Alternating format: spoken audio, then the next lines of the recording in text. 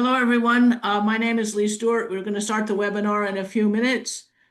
Okay, it seems to have stabilized now. Sue, do you want to take it on? Sure. Welcome, everyone. My name is Sue Frame. I'm a volunteer leader with Chisago Lakes Area Indivisible. Welcome to this town hall. It's sponsored by Duluth Indivisible, Metro CD8 Indivisible, and Chisago Lakes Area Indivisible. Thank you for joining us. Tonight, we'll hear from Trina Swanson about her campaign to represent Minnesota's 8th District in the U.S. Congress, her plans to fight for Minnesota families, our communities, and our democracy. Following a brief introduction from Trina, we'll have questions gathered from Indivisible chapters, which we have shared with Trina in advance. Next, a lightning round of short answer questions, then live audience questions through the Zoom Q&A. Please use the Q&A icon on the bottom of your screen to submit the questions. Feel free to upvote the ones you'd most like to hear answered. We'll try to prioritize the highest rated questions. All right, let's get started. Welcome, Trina. Thank you for joining us. We're going to spend about an hour together, but in the first 2 minutes, what are the most important things you want us to know about you and your candidacy? Why you? Why now? Great kickoff question. I would just like to say thank you. I appreciate you hosting me tonight and giving me the opportunity to speak with everybody. And don't worry, we will have in-person town halls as well and not just stick to virtual.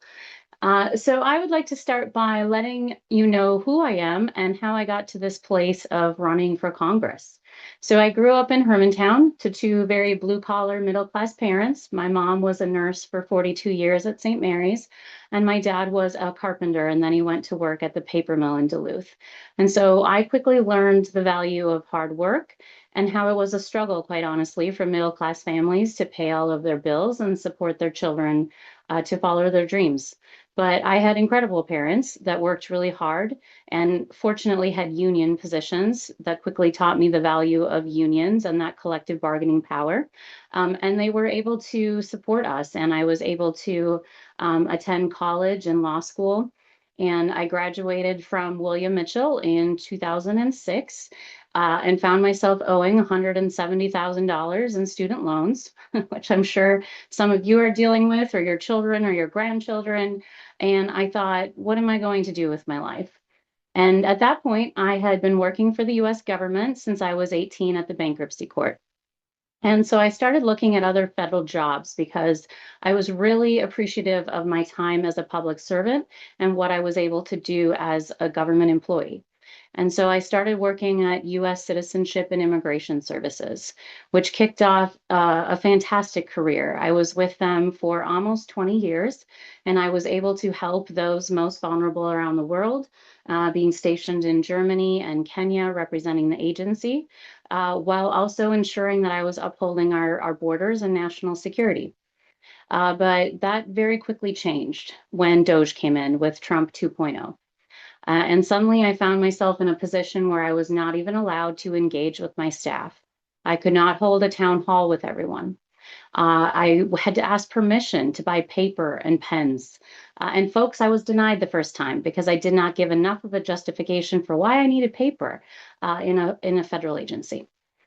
And then the last straw really was being asked to do something that I thought was unethical, and that was trying to push a visa along. And I realized that I was going to be asked to do something I wouldn't be willing to do.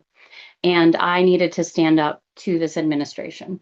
And so at that point, I was the fortunate one that had 25 years of service in, and I was able to retire with healthcare. And we all know how critical it is to have healthcare in this country. So And that's so good, I Trina. chose to. That's good for now. That's the time. We'll learn more some more about you. I feel people who are Dan, you asked a question about people who are having a hard time checking in. My advice would be go re-sign up for the webinar. You'll get a new link. So again, my name is Lee Stewart. I'm one of the co-conveners with Duluth Indivisible, and here's our format for everybody. We have 5 set questions from indivisible groups in Minnesota's 8th District. We also have a lightning round with questions drawn from Indivisible National's theories of change. We want to build a sustained, decentralized grassroots movement to hold elected officials accountable and advance progressive policies to create a multiracial, fully participatory democracy where liberty and justice for all really means all this time.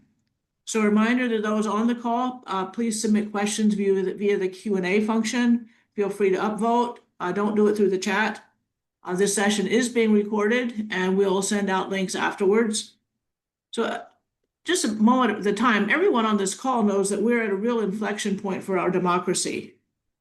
And, with war raging now, and we know Minnesota has been in the forefront and center of a federal attack on our state, on our safety, our ability to thrive, our elections, our government. So what's happening now and whom we send to Washington and the decision those federal leaders make, that will determine whether we stop the harm and change course. So that's what we're doing here tonight. Let's start with the first question. And we've told Trina she'll have 5 to 6 minutes for each one. And I am the timekeeper. So take it away. Hello, Trina. I'm Paul Fleckenstein from Duluth Good Trouble. Indivisible. At the current issue on the top of everyone's mind here in Minnesota is the damage done and the disruption caused by Customs and Border Patrol and ICE, terrorizing our communities through Operation Metro Surge and in rural cities. Part of our response has been to call for Congress to end the funding for these two agencies of the Department of Homeland Security without significant reforms. Do you support this? What reforms do you support for our immigration policy? And what else would you do to hold federal agencies and personnel accountable for their actions? Oh, that's a great question.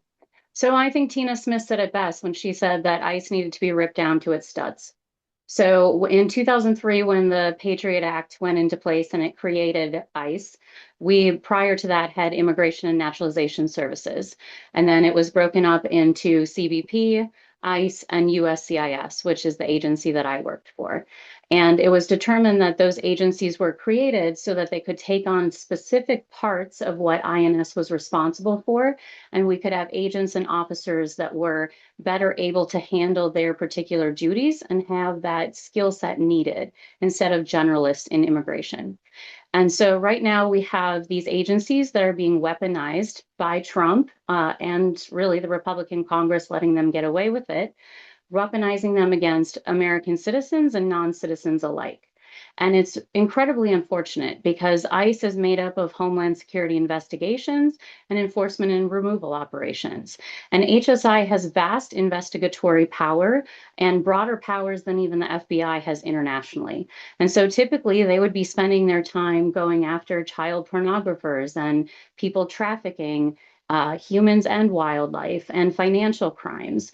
And instead, we have an administration that's using them against our own people on the streets, violating due process, knocking down doors without signed judicial warrants, murdering Americans on our streets. And so we have to take a really deep dive into how these agencies were able to be so quickly weaponized and used against us on our streets in the Twin Cities and elsewhere in our country. And this can't happen again. We have checks and balances for a reason. These agencies should have been able to withstand the pressure to ask them to violate the Constitution and laws, but they have real jobs and real services that they provide to keep our streets safe and to keep traffickers out of the country and to ensure we don't have people that are sending around child pornography. And so I'm deeply disturbed by the fact that we're in a position where the administration has turned these agencies against us and then turn American people against them and are not actually upholding what their duties are. Really in the mission statements of these three agencies.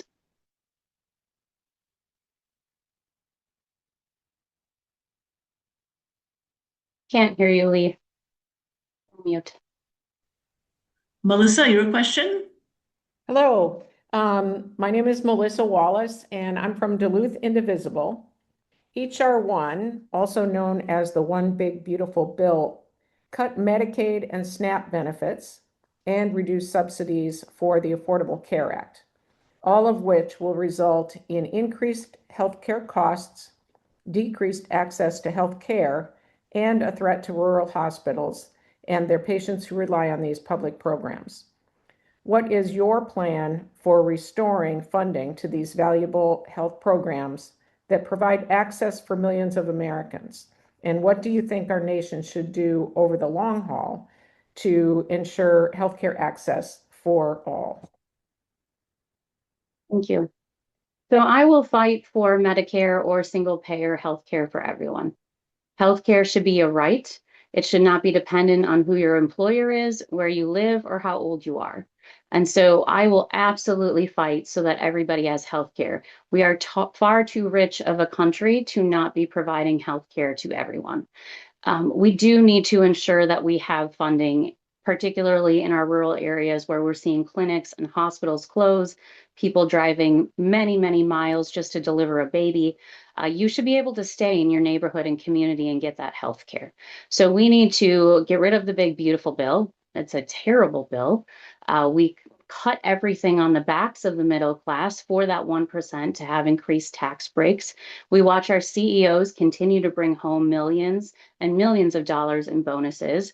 We watch these companies continue to have profits in the millions and billions of dollars. Meanwhile, these cuts were on all of our backs in the middle class. And so I will absolutely fight to undo that bill, pass a bill where we tax corporations and companies appropriately so that we can fully fund things like our hospitals, our schools, our infrastructure, and ensure that people are not afraid to open their mail and see what their medical bill is. So I'm watching my parents right now struggle with this. My mom was just hospitalized getting a new heart valve, and it is scary. And we didn't think she would need rehab, but she needed it. And we're holding our breath trying to see if her coverage allows her to go and get this live-in rehab, or if we merely can expect a nurse to come to the house 2 days a week. That's not how it should be. To not work your entire life and get to retirement and have to worry about having the medical care that you need to continue enjoying your retirement and time with your grandkids. So I will absolutely fight as one of my main platforms to have healthcare for everyone that's affordable.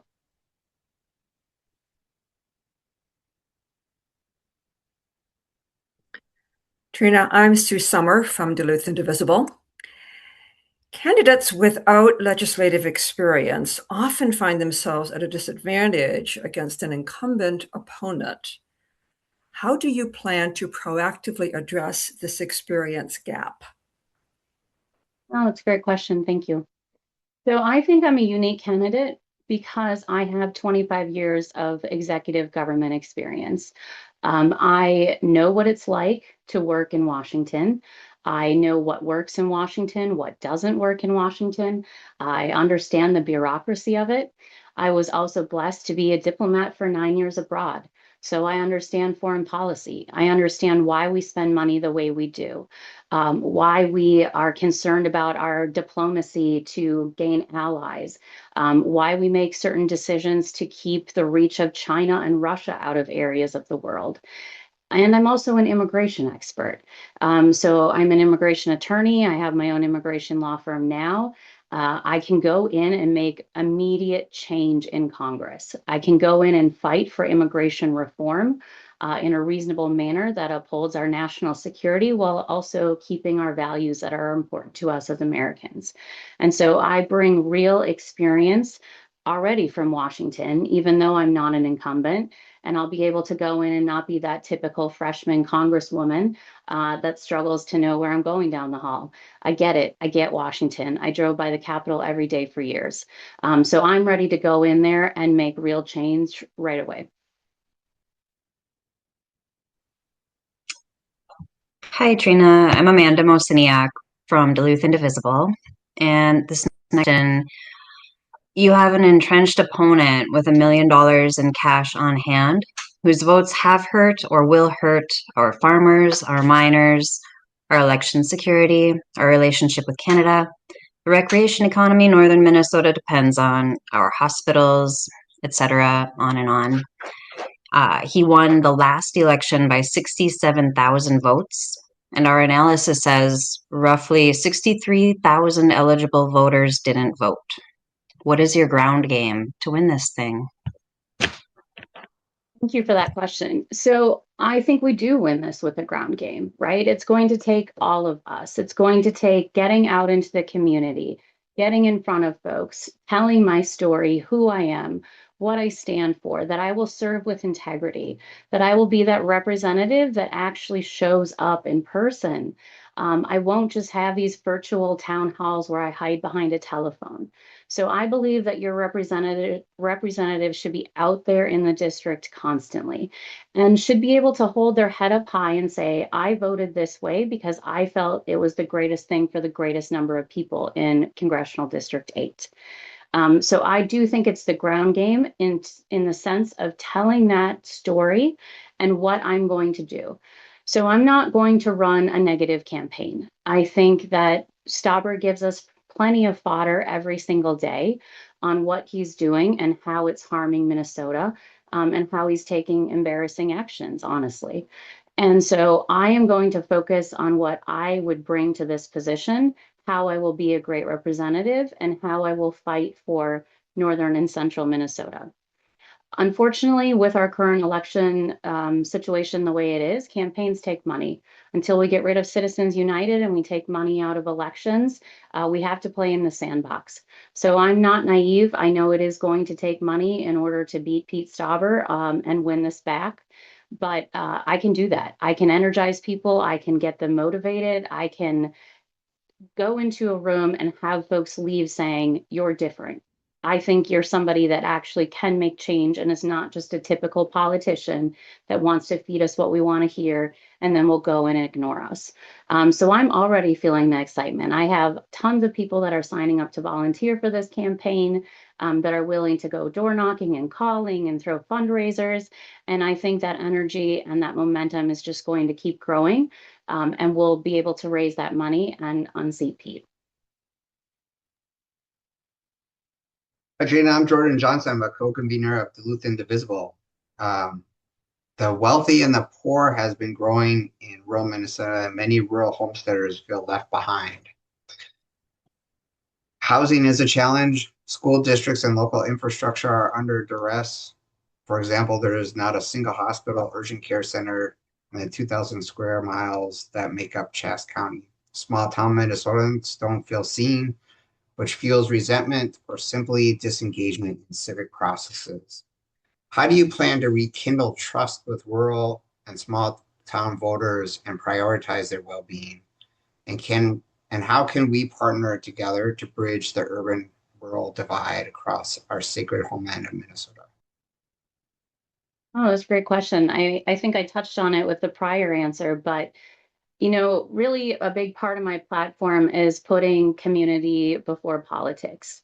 So I think Minnesotans are hungry to get back to a place where we can engage with our neighbors again, where we can have conversations about politics that don't end, in yelling or fighting or somebody just leaving disgruntled and us not talking for weeks. So Minnesotans want to get back to having leaders that actually come to the table and solve problems, because that's what should be happening as a representative. You go in, you have a problem, you come together and you come up with the best solution to that problem. Right now, we have a Congress that can't even pass a finance bill. I mean, that's ridiculous. You're getting paid to go and pass bills and to create laws and solve problems. And so I think people want to be heard. They want a representative that's hitting all parts of the district. They want a representative that's not just hiding in private events and posting about them after, or sending a notification about a virtual town hall 3 hours before it happens. And so to bridge that divide, I am getting out there everywhere I can. I do have some worries about my 2019 Jeep making it until November, but my goal is to hit all areas of Congressional District 8, introduce myself, and then the key thing is listening. Too often we like to talk at people, right? Which unfortunately, these town halls are a bit like that, where I'm just talking at all of you. So I think it's critical to get out there and to listen and hear from people and understand what the greatest concerns are of folks and what some of the ideas are to fix them. For example, I went to Grand Marais and I had a gentleman come up to me and he's like, I worked in this clinic here, and it was just done differently and it worked. And so I asked him to send me information about what worked exactly. Like, how can we mimic that in other clinics? How was the funding structured? And so it's listening and realizing what those issues are and what some of the thoughts are in terms of how we fix those problems, what's been tried before and hasn't worked, what we can try and bring in fresh ideas, and really just find things that make all of our lives better in CD8. Great. Hey everyone, I'm Dan Leiden. I'm with Metro CD8 Indivisible, and we're going to do a lightning round. We're looking for 30-second answers, so we're trying to keep it short. I want to remind people that after this, we're going to take the audience Q&A, and so please put questions you have in the Q&A section, and if you like a question, click the little thumbs up to upvote it, and we'll ask them in the order of upvoted questions. All right, so first question. I would just like to overseas- interrupt 1 minute and say you can have a minute for each question. We're running a little ahead of time. All right. All right, first question. Should overseas military action of any kind require explicit congressional authority? So I do think there are times when the president needs to have the authority to react quickly. We know that we have enemy countries out there. We have actions that they take that put our military members and our diplomats and US citizens living abroad at risk. And so there are times when the president needs to be able to take quick action to get US citizens out of harm's way and react to events. But something like Iran should absolutely not happen without congressional approval. If we have a situation where you're digging into intelligence, you don't have an immediate threat, you should absolutely be getting congressional approval before taking that action and deciding to put our troops and other people at harm's way and attack another nation. So I do think that there is a place for them to keep some of those powers to react in an emergency situation that can't wait for Congress, but by and large, it should have congressional approval. Great. All right, next question. You're going to face a long list of challenges in Congress, from cuts to basic health care and climate resilience to protecting our lakes and streams to attacks on Black, brown, trans, and queer communities and the gutting of science and public health. Oh, this moment will end, but the work to rebuild will be immense. If you get to Congress, what are your top priorities to focus on first? When you put it that way, Dan, it seems pretty bleak, but I think there's a lot of opportunity to come in November with this blue wave and make real positive change. First and foremost, we have to hold those people accountable that have been breaking the law, right? When you're put into these positions of power, you're appointed as these senior leaders running these agencies and going into secretary positions. You took an oath to the Constitution, just like Pete Stauber did. And you took an oath to uphold that Constitution against enemies, foreign and domestic. That means when something is being done by your president or by a fellow congressperson or by a political appointee leading an agency, you stand up and say, no, something's occurring that's unconstitutional. So all of these people that have failed to do that, that have done whatever the president or the secretary has asked of them, that have gone out and murdered Americans for protesting, they need to be held accountable. But we need to go in and make change as well, right?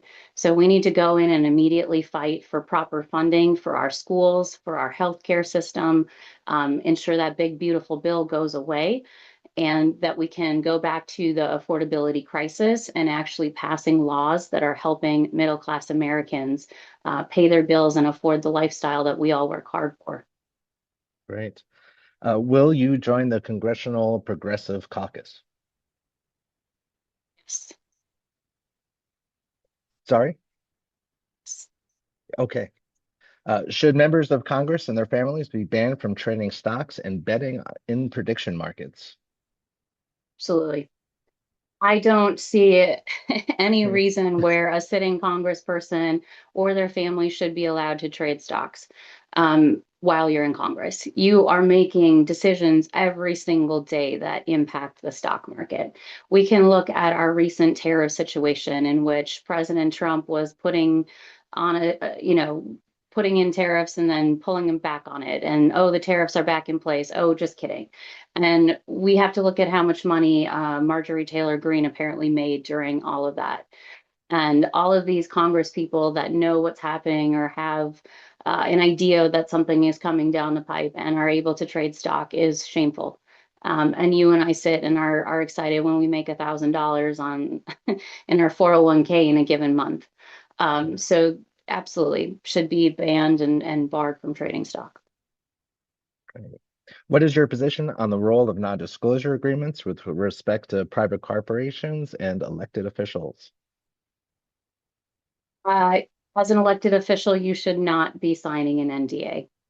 I find it absolutely incredible that we have public elected officials right now, right in Hermantown, that sign NDAs, tried to push forward with a data center without even telling the rezoning committee volunteers what they were rezoning the land for. You are an elected official that's representing the people. You are certainly not representing Google. So I don't see a situation in which it's okay for a representative to be signing an NDA. Now, as an official in the government with a security clearance, you learn of things that the general public doesn't have a need to know sometimes, or you keep things to yourself and you show discretion. I would expect our leadership to be able to do that when they need to, and there should be no need to sign an NDA.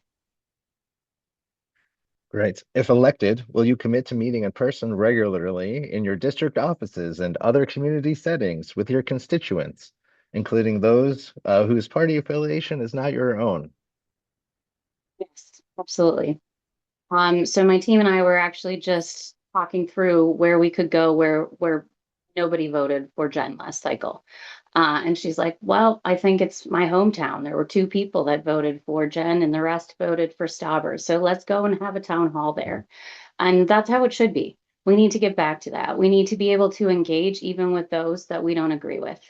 And you're not going to agree with all of my positions on everything. It's simply impossible. It's way too large of a district, and what's most important in International Falls may not be the most important thing down in Scandia. But what we need to do is get back to having conversations. So I will be the representative that goes out, that holds my head high, that tells you why I voted the way I do, and listens to your feedback and learns from it, and maybe changes my position next time. But I will always, always push for what I think is the best solution for the greatest number of people of CD8. Even when that might not be what the party wants, or what the popular opinion is at the time, I think it's important to have that representative that is there for the people. All right. And the last question, what are you curious about besides politics and work? Well, right now, honestly, there's not much time for anything else besides politics and work, but I'm a huge sports fan. I have Viking season tickets with my sister that I've had for over 20 years when we started like 5 rows down in the Metrodome and barely could see the football.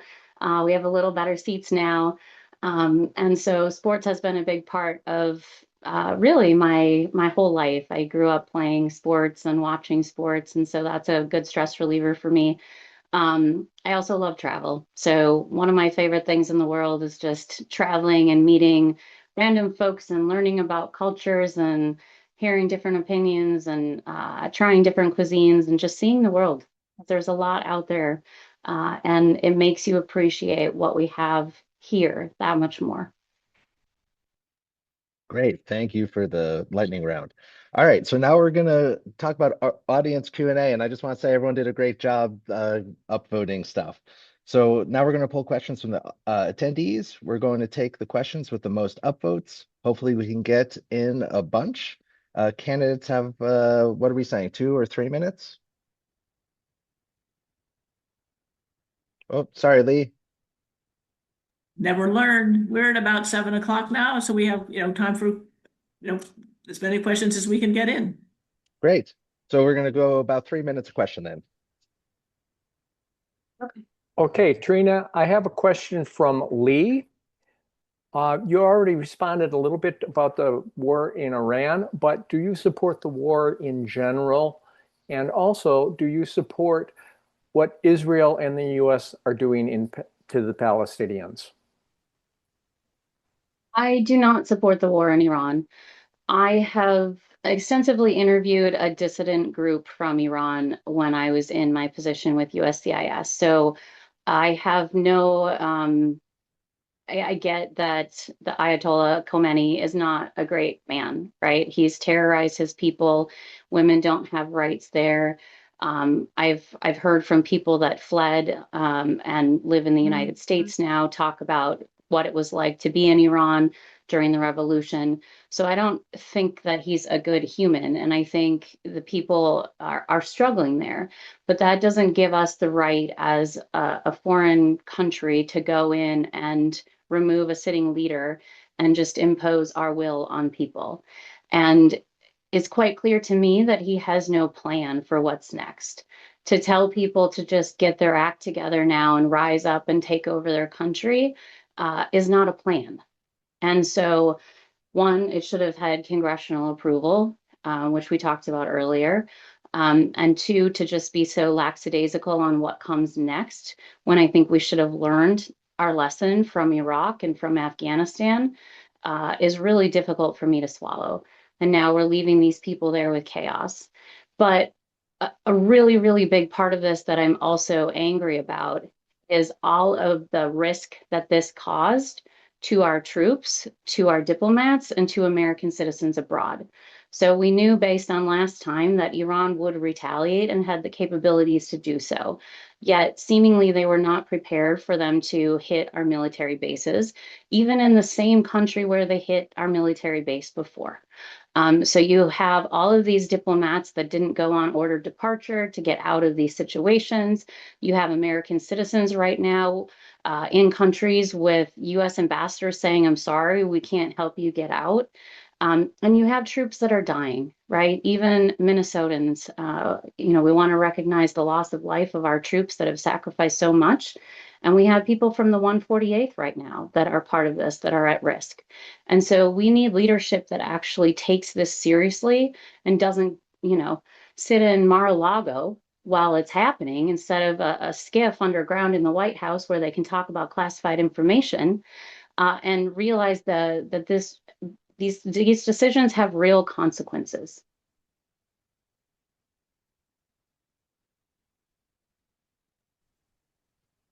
Hi, I'm Melissa again, and I have a question from Gwen. What are your ideas about making housing affordable to low and middle income people? Absolutely. I don't think the answer is extending the life of loans, so you pay triple the interest you're paying now, which is the Republican Party's solution. We need to have incentives for these builders to come in and build housing units and have them be affordable and make sure that our regulations make sense. So there's not all these hurdles to getting permits and being able to build. So we need to have incentives for people that want to come in and do this building. We also can't let these corporations come in and buy up all of our houses on the market, which is what we know is happening in a lot of these locations. Because with the rise of Airbnbs and other rental properties that they can make a ton of money on, we see people coming in, particularly in our area where we have beautiful lands and lakes and all of this wilderness to offer, and people are working more and more remotely. And so we know they're coming in, they're buying up our housing and renting it out and making money. And meanwhile, we struggle to find affordable housing and quite honestly, even to find apartments. So I know what it was like. I've watched family members struggle to be able to afford a house. So we need to find ways that we can increase the housing market and keep some of these giant companies from staying out of it and just renting. We also need to make sure that we have affordable plans or things in place so that first-time home buyers can afford that. Like, how can we help them get over that hump of a down payment? How can we offer lower interest rates so that people can afford those mortgage payments? How can we give greater tax breaks on people that are paying interest on their mortgages. We just consider tax breaks right now for the rich, and we're not actually looking at significant tax breaks for the middle class that would make that housing more affordable to purchase. I'm going to jump in because we want to make sure that we're getting the questions that got the most upvotes. And so me and Dan, I think, are going to manage the questions from here on out. So the next question is from Elizabeth about how will you protect the boundary waters and all the northern economies that rely on the tourist trade? Well, that's a great question. Sorry, guys. I'm sorry. I'm struggling with allergies tonight, but I am so fuddled and really confused on why Pete Stauber wants to lift a moratorium to let a Chilean company come in, take minerals out of our land, ship them to China for smelting, and we'll probably never see them. We'll never see these minerals. We'll never get them, or we'll have to pay triple what we would have paid had it been a U.S. company that removed them from the ground and they were smelted in America. But we have a foreign company that has an agreement with China to get it smelted for free. And by the way, China is one of our greatest national security threats. So now we're sending it to a country that's a huge threat to the safety of our country in terms of intellectual property and really just our national security at large. So I don't understand it. I don't understand why we would risk tarnishing the boundary waters, this incredible treasure that we have in Minnesota, for a foreign company and their profits. I've also heard that this company does not plan on using a lot of manpower. Instead, they plan on using robots to do a lot of the work. Those robots can be controlled from anywhere, right? It doesn't have to happen in Minnesota. And so I'm very perplexed on why he has this push. And he likes to say that he's about our way of life. Our way of life has been responsible mining, where we still care about our environment. And there's a lot of miners in the Iron Range that have deep identities tied to mining and what we were able to do to support World War II. And they're good paying jobs and people care deeply. My sister-in-law's father was a miner for decades, right? So we can do mining in a responsible fashion that protects the environment. We've been doing it for decades. Mining copper nickel, though, with a Chilean firm to send it to China right at our boundary waters headwaters, is a different story.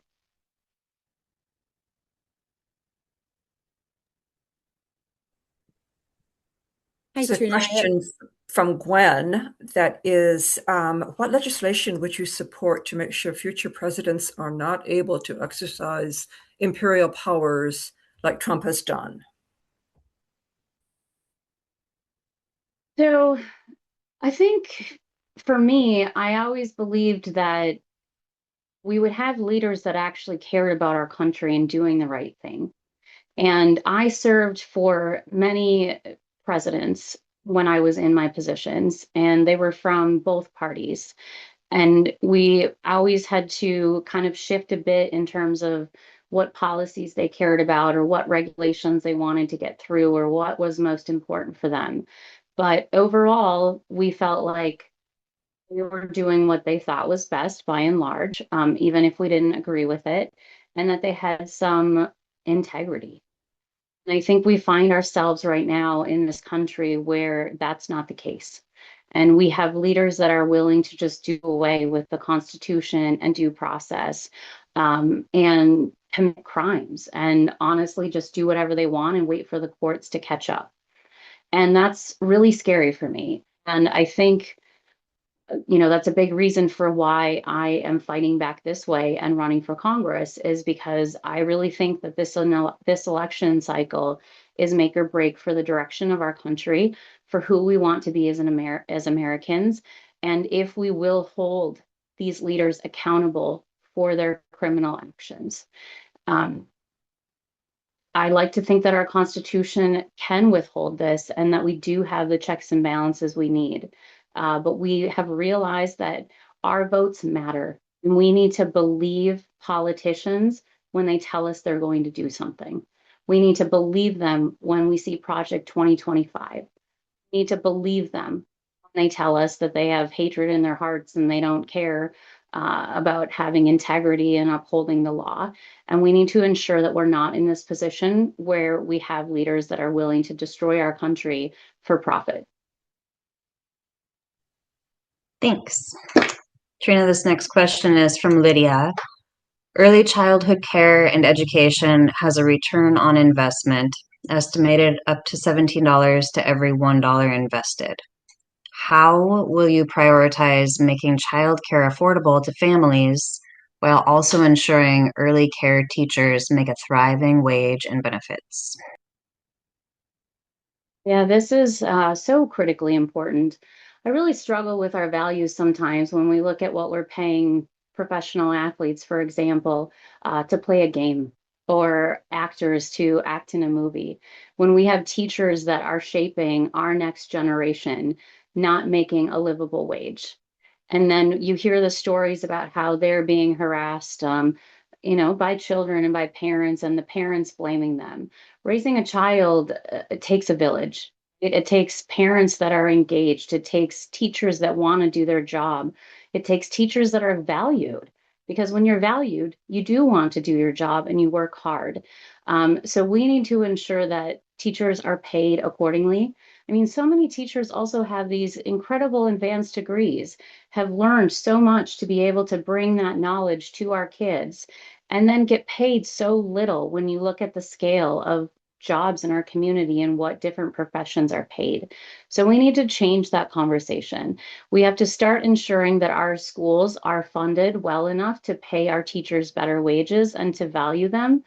We have to change the conversation around our teachers and let them know that they are integral to our kids and not blame them for, teaching something that you don't like, or sharing a book with a child that you don't agree with. You can decide how you want to raise your children, but that doesn't mean you get to prevent it for everyone else if other children want to learn a particular topic. So I think we have to take a deep dive into our education system to ensuring there is enough money. Minnesota does it better than most states, right? Which is scary when you look at us still struggling in terms of what teachers are getting paid, the size of our classrooms, how many kids to one teacher there is. So we need to make real choices to look at how we're spending our money and our taxpayer dollars. We also have to make sure that people have affordable daycare. Right now, I think so many families are struggling with, does it make sense for a second parent to go to work, or do we need to stay home with our kids because it costs, $2,000 to $5,000 a month for a child to go to daycare, and that's if you can find one that has an opening. So we need to look at how we fund public daycare opportunities, and then that early education, because I think kids should be able to go to school before kindergarten, even if they don't have the money to do it. And I know that's an issue right now in my community in terms of wanting to charge for a Head Start program that historically has not had a cost attached to it. And we don't want to fall behind as a nation on education. We have incredible schools, we have incredible universities, but that means that, and trade schools, but that means that we have to ensure proper funding and that people can take the opportunity to go to these schools and get the educations that they want. Hey, Trina. Sue Frame again. Michael asked this question. What is your stance on sulfide mining in the watershed of the BWCA? I think she answered that. Do you feel you answered? Yeah, I think I answered that. Okay. Yeah. I'll move on to Scott then. This is about copper nickel mining. Also answered somehow that we're getting the duplicate Yeah, we questions. are. Do you have anything else you'd like to add about that, Trina? And then we'll go on to Andy. So, I mean, I would just like to add that we believe in science, right? We're believe in science, despite the other party not seemingly believing in science in many contexts right now.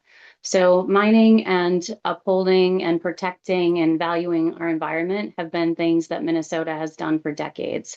And so I think we can both be pro mining and pro environmental protections.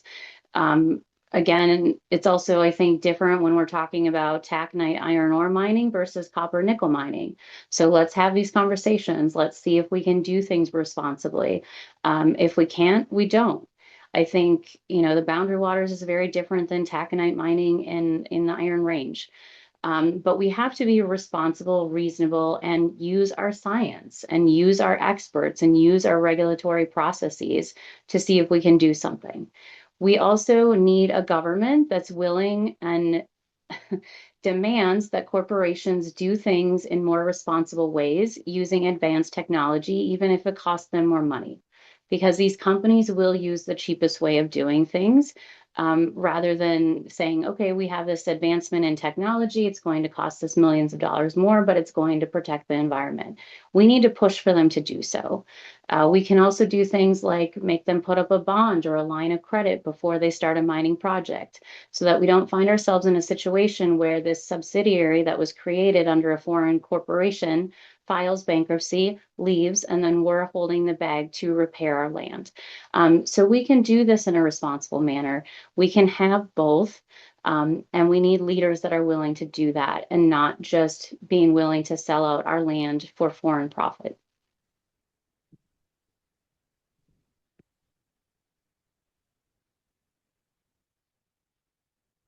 Trina, Elizabeth asks, will you continue to hold town hall meetings after Election Day if you're elected?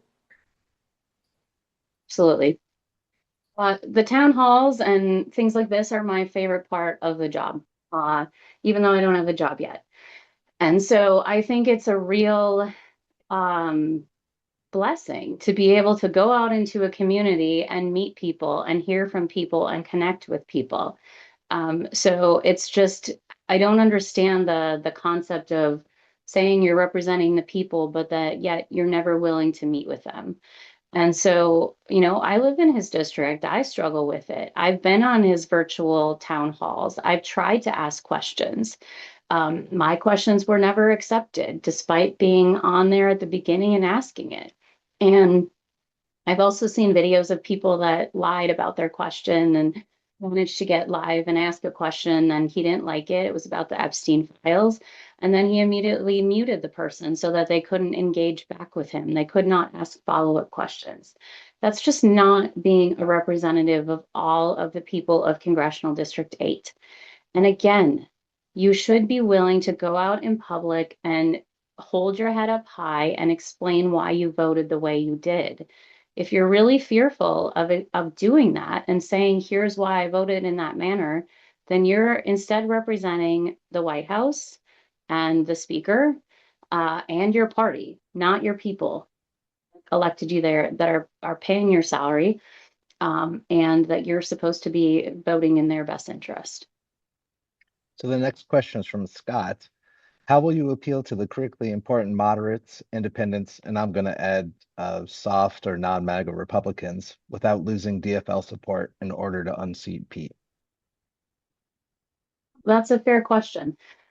So last election cycle, Amy Klobuchar got 29,000 more votes than Jen Schultz did.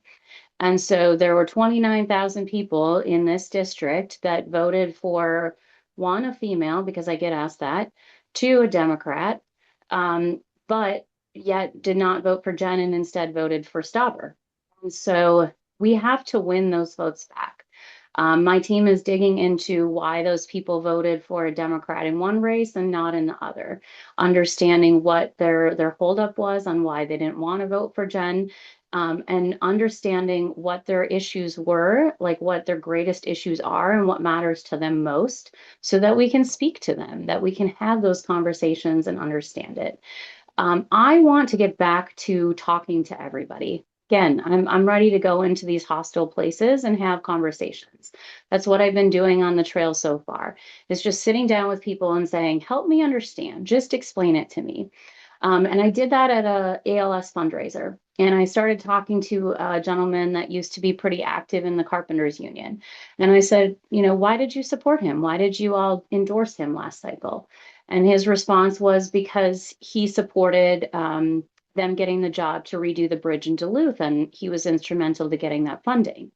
And it was just like, no, he wasn't. He voted against that infrastructure bill. And we had a great conversation. And now that gentleman stays in touch with me, and he tells me that he told his friends about what I told him and wanted more information about me. And so it's just having those conversations. It's literally getting out in the community, conversing, understanding, and then speaking in facts and not hateful rhetoric. We don't need any more hate in this world. Let's talk in facts. Let's talk about affordability. Let's talk about what Stauber has not done for Congressional District 8 and our affordability crises, and how his votes have actually hurt Minnesota. And then I think it's a pretty easy answer on who they should be voting for in November, and that will be me. It's a question from Michael. Most politicians only support or fight economic development ideas that others propose, often outside corporations. How do you feel about representing by proactively researching good economic development opportunities to propose for our communities instead of passively reacting to whatever comes our way? Oh, I think that's a tremendously good idea. I already have somebody on my team that's looking at how we can bring companies to Congressional District 8, what particular industries we could host here that would work well here, using our resources, ensuring that we uphold our environmental standards, and that would bring living wages to Minnesota. So I think we need to be proactive, absolutely. We need to be going out there, understanding who we can draw in, and then we should be selling ourselves. And so I think one of the hardest things for me to hear recently was Stauber to go public and say he represented a failed state. And he is a representative of this state. And I think the state is tremendous. And we look at where we fall consistently in the top top 10 in the nation in terms of our schools and our infrastructure and our outdoor spaces and our hospitals.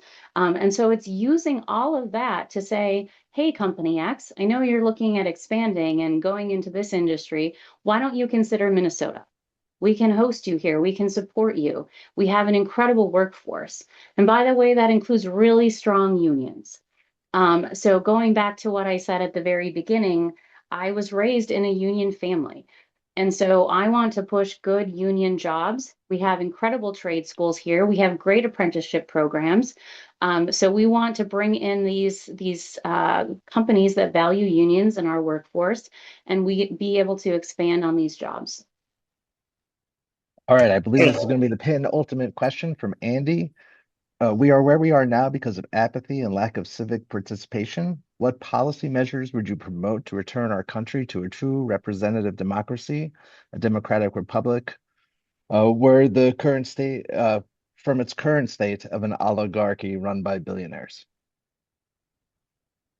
The people stop paying attention when they don't feel like they have a voice. So we need to get back to a place where Americans feel like they have a voice. They feel like they have representatives that are listening, that are fighting for them, that are solving problems. Right now, it's just a volley between both sides. It's what can we say today to score quick political points? What can we push so that we can win an election? What can we say so that we get the next, $500,000 from this super PAC? Right? We need to get back to a place where we actually have representatives that are in it for the right reasons, that are doing the best they can every day to find solutions to our issues. And if Americans saw a government and officials that were actually working for them, that had integrity, that were trying to do the right things, people would be engaged again. And I think people right now are engaged. They're seeing what's happening. They're seeing people being murdered on the streets of the Twin Cities. They are seeing this government have no concern about breaking the law and removing due process and passing bills that just keep allowing the 1% to get richer. They're seeing it. People are paying attention. And so I have a lot of hope that come November, we are going to see a blue wave in Congress in both the Senate and the House, because people are ready for change. I'm really excited that I can bring in fresh ideas, that I'm from here, that I understand what's happening in our district. But I also have my experience in Washington to know what hasn't worked. And so I can use both sides of that and both parts of that to immediately go in and make that change. And look, folks, I tell people all the time that voting is one of the greatest rights we have as Americans. I've lived in countries where people die every election cycle for their right to vote, where they're worried that their vote is not going to count. They're worried that this dictator is not going to allow the actual outcome to put in a new leader. I've seen it. I've had staff go and watch these poll places to make sure fraud's not occurring. Like, we have an incredible system and country here, and people need to use their right to vote and use that as a way to have a voice in how we move forward. All right, Trina, we've got 2 questions left. So the next one's from Joan.